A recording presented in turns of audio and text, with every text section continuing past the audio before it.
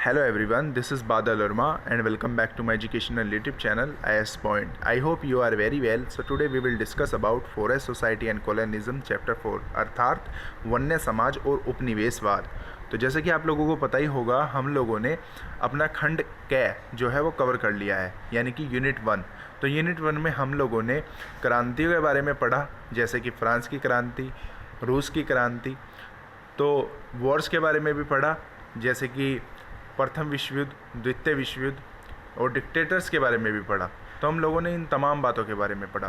तो यूनिट 2 में हम लोग पढ़ेंगे जीविका, अर्थव्यवस्था एवं समाज, यानी कि लाइवलीहुड, इकोनॉमी और सोसाइटी। तो ये सब चीज़ें क्यों पढ़ना ज़रूरी है, तो देखिए, तो जैसे कि आप लोगों को पता ही होगा, कितने सारे रेवोल्यूशंस हुए, कितनी सारी वॉर्स हुई, यानी कि किसी ना किसी चीज़ को जीतने के लिए ही हुई, यानी कि किसी ना किसी बदलाव को लाने के लिए ही हुई। परंतु उससे भी पहले क्या था, उससे भी पहले अगर हम देखा जाए कुछ हज़ार साल पहले, तो कुछ हज़ार साल पहले क्या होता था, यानी कि पूरा का पूरा जो था एक जंगल का समाज था। यानी कि लोग जो है वो एक फूड गैदरर्स थे, यानी कि भोजन को इकट्ठा कर कर ही अपना जीवन व्यतीत करते थे। तो एक तरीके से आधुनिक विश्व में इसका किस तरीके से बदलाव हुआ, यानी कि इतना सारा बदलाव जो है वो किस तरीके से आया।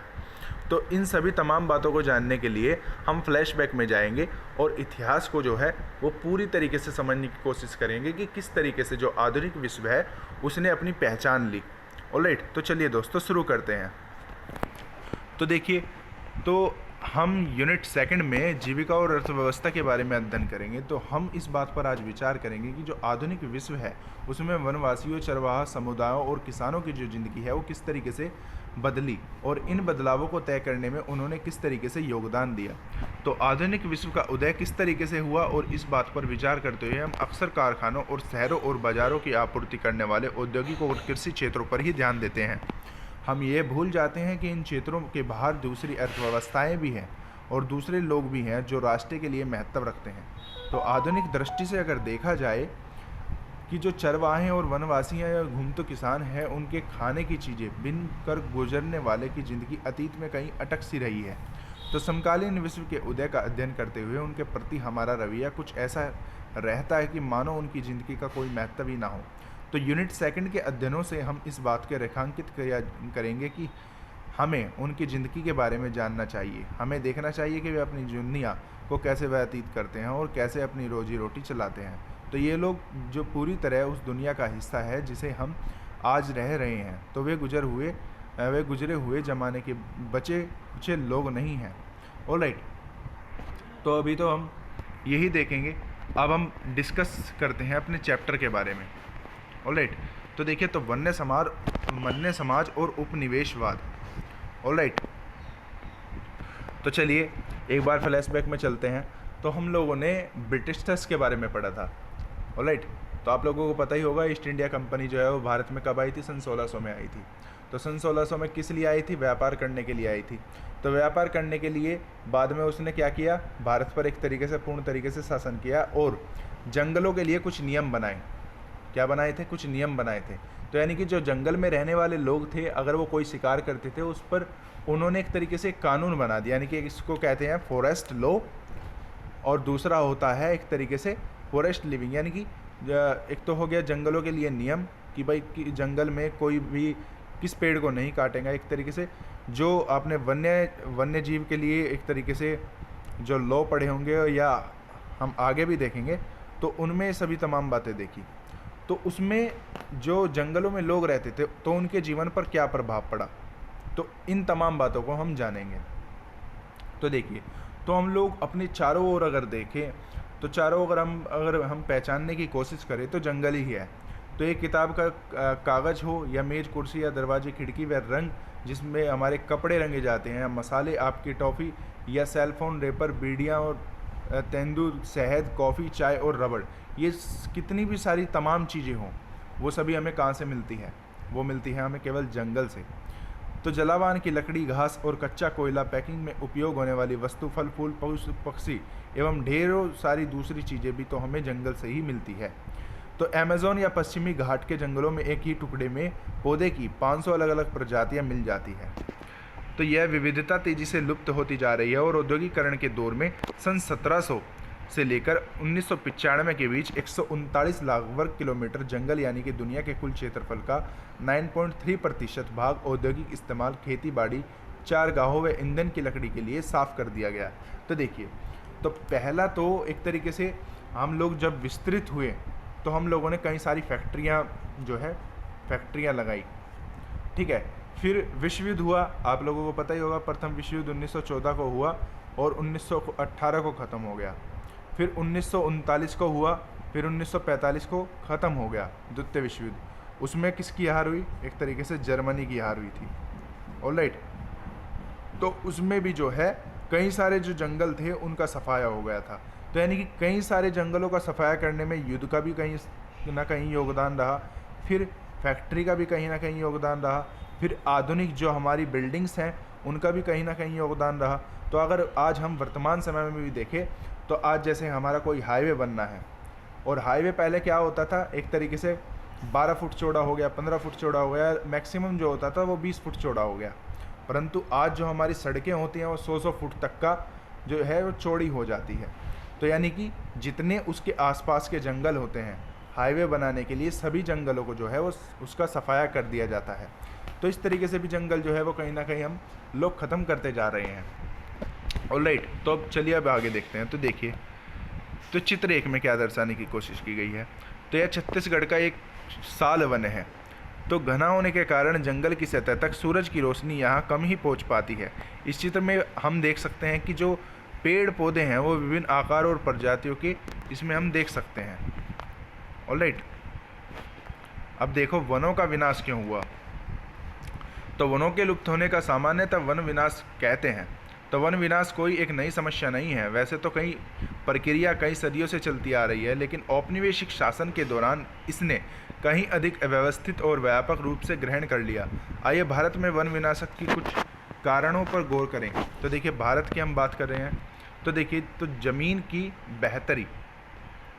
तो सन 1600 में हिंदुस्तान में कुल भूभाग में लगभग छठे हिस्से पर खेती होती थी। आज यह आंकड़ा बढ़कर आधे तक पहुंच गया। इन सदियों के दौरान जैसे जैसे आबादी बढ़ती गई और खाद्य पदार्थों की मांग बढ़ती रही तो उसमें वृद्धि हुई, वैसे वैसे किसान भी जंगल को साफ करने, खेती की सीमाओं को विस्तार देते गए। औपनिवेशिक काल में खेती में तेज़ी से फैलाव आया और इसकी वजह से कई जो है वो अंग्रेज़ों ने व्यावसायिक फसलें जैसे पटसन, गन्ना, गेहूं व कपास के उत्पादन को जमकर प्रोत्साहित किया। 19वीं सदी में यूरोप में बढ़ती शहरी आबादी का पेट भरने के लिए खाद्यान्न और औद्योगिक उत्पादन के लिए कच्चे माल की ज़रूरत थी, लिहाजा इन फसलों की मांग में इजाफा हुआ। दूसरी वजह यह भी थी कि 19वीं सदी की शुरुआत में औपनिवेशिक सरकार ने जंगलों को अनुत्पादक समझा और उनके हिसाब से इस व्यर्थ को बियाबान पर खेती करके उसके राजस्व और कृषि उत्पादकों को पैदा किया जा सकता था और इस तरह राज्य की आय में बढ़ोतरी की जा सकती थी। यही वजह थी कि 1880 से लेकर 1920 के बीच खेती योग्य ज़मीन की क्षेत्रफल में 67 लाख हेक्टेयर की बढ़त हुई और खेती के विस्तार को हम विकास का सूचक मानते हैं। लेकिन हमें यह नहीं भूलना चाहिए कि ज़मीन को जोतने के पहले जंगलों की कटाई करनी पड़ती है, यानी कि एक तरीके से जंगलों का हम एक तरीके से पूर्ण विनाश करते हैं, यानी कि जंगलों को हटा दिया जाता है पूरी तरीके से खेती करने के लिए। ऑलराइट, तो पहले हम कुछ स्रोतों पर नज़र डाल लेते हैं। तो देखिए, पहले तो हम देखते हैं चित्र 2। तो हेरेन द वैलेज पर फूल जब घाटियाँ भारी पड़ी थी, तो यानी कि जॉन डॉनसन की ये पेंटिंग है। तो लाकोता जैसे देशज अमेरिकी आदिवासी समूह जो इन विशाल उत्तर अमेरिकी मैदानों में रहते थे का अर्थव्यवस्था वैविध्यपूर्ण था। वे मक्का उगाते थे और बिसन का शिकार करते थे और जंगली पौधों की खोज में रहते थे और अंग्रेज आबादकारों के बीसने के लिए विशाल भूभाग को खुला छोड़ने का बेकार समझा और 1860 के बाद बीसनी बहुत बड़ी संख्या में हत्या की गई। तो देखिए, ये बीसनी है इस तरीके की, इनका शिकार करते थे और मक्का उगाते थे। ऑलराइट, तो बॉक्स 1 में देखते हैं क्या लिखा है। तो किसी स्थान पर खेती न होने का मतलब उस जगह का गैर आबाद होना नहीं है। जब गोरे आबादकार ऑस्ट्रेलिया पहुंचे तो उन्होंने दावा किया कि यह महाद्वीप खाली था। वास्तव में यह आदिवासी प्रदर्शकों के नृत्य में पुरातन रास्तों में से इस भूभाग में प्रविष्ट हुए थे। तो ऑस्ट्रेलिया के विभिन्न आदिवासी समुदाय के लिए स्पष्ट विभाजित इलाके थे और ऑस्ट्रेलिया के लिए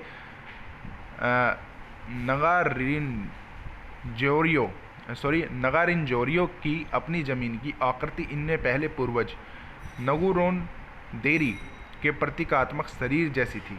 यह ज़मीन 5 अलग अलग प्राकृतिक प्रदेशों, खारे पानी, झीलें, झाड़ियाँ, रेगिस्तानी मैदान और नदी तटीय मैदानों को अपने में समेटे हुई थी, जो अलग अलग सामाजिक आर्थिक ज़रूरतों को पूरा किया करती थी। तो एक तरीके से आप देख ही सकते हैं कि जंगल्स की कितनी ज़्यादा, यानी कि फॉरेस्ट की कितनी ज़्यादा हम लोगों के लिए इम्पोर्टेंस है। तो इसमें स्रोत क्या के बारे में भी बात कर लेते हैं। तो पड़ती ज़मीन पर कब्जा करके उसे खेती के योग्य बनाया जाए, और यह विचार सारी दुनिया में औपनिवेशिकों के बीच शुरू ही लोकप्रिय रहा था। तो यही वह विचार था कि जिसमें विजय के न्यूनतम ठहराया। अमेरिकी लेखक रिचर्ड हार्डिंग 1896 में मध्य अमेरिका के होंडुरास के बारे में लिखते हैं। तो आज से बढ़कर रोचक सवाल कुछ भी नहीं हो सकता कि दुनिया की गैर विकसित पड़ी ज़मीन का क्या किया जाए। क्या इसे उस महान शक्ति के हाथों में दे दिया जाना चाहिए जो इसके परिवर्तन की इच्छा रखती है, या इसे इसके वास्तविक स्वामी के हाथों में ही रहने देना चाहिए जो इसके मूल्य को नहीं समझ सकता। ये मध्य अमेरिकी एक सुसज्जित घर के अर्ध बर्बरों के गिरोह जैसा है, जो न तो इस घर का उपयोग ही कर सकते हैं और न ही इसमें आराम। 3 साल बाद अमेरिकी आधिपत्य में यूनाइटेड फूड कंपनी का गठन हुआ, जिसमें व्यापक पैमाने पर मध्य अमेरिका के केले उगाना प्रारंभ किया, और इस कंपनी में उन मूल्य की सरकार पर इस हद तक अपना वर्चस्व स्थापित किया कि इन्हें बनाना रिपब्लिक के नाम से जाना लगा। तो बनाना रिपब्लिक के नाम से इनको जानने लगे थे लोग। तो David Spurr the rhetoric of empire 1993 में उद्गर्थ इन्होंने अपना जो है एक ये स्रोत दिया। तो अब बात करते हैं पटरी पर स्लीपर। तो देखिए चित्र 3 में क्या है। तो सिंहभूम के जंगलों में साल के तनों में स्लीपरों का निर्माण। छोटा नागपुर, मई 1897 का ये चित्र है। तो रेल की पटरी है तो स्लीपर बनाने के लिए वन विभाग पेड़ों को काटने के लिए इन पटरे बनाने के लिए 2 आदिवासियों को नियुक्त किया गया था, लेकिन उनको अपने घर बनाने के लिए इन पेड़ों को काटने की अनुमति नहीं थी।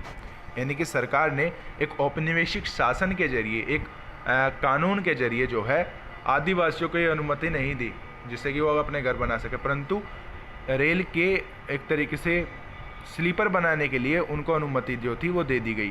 तो देखिए, तो स्लीपर का मतलब होता है रेल की पटरी के आर पार लगे लकड़ी के तख्ते जो पटरियों को उनकी जगह पर रोके रखते हैं, तो उनको स्लीपर कहते हैं। ऑलराइट, तो 19वीं सदी की शुरुआत तक इंग्लैंड में वलूच ओक के जंगल लुप्त होने लगे, और इसकी वजह से शाही नौसेना के लिए लकड़ी की आपूर्ति मुश्किल आ खड़ी हुई।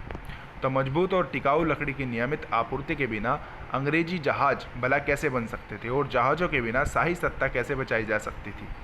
1820 यानी कि 1820 के दशक में खोजी दस्ते हिंदुस्तान की वन संपदा के अन्वेषण करने के लिए भेजे गए, और इस दशक के भीतर बड़े पैमाने पर पेड़ काटे जाने लगे और भारी मात्रा में लकड़ी का हिंदुस्तान से निर्यात होने लगा।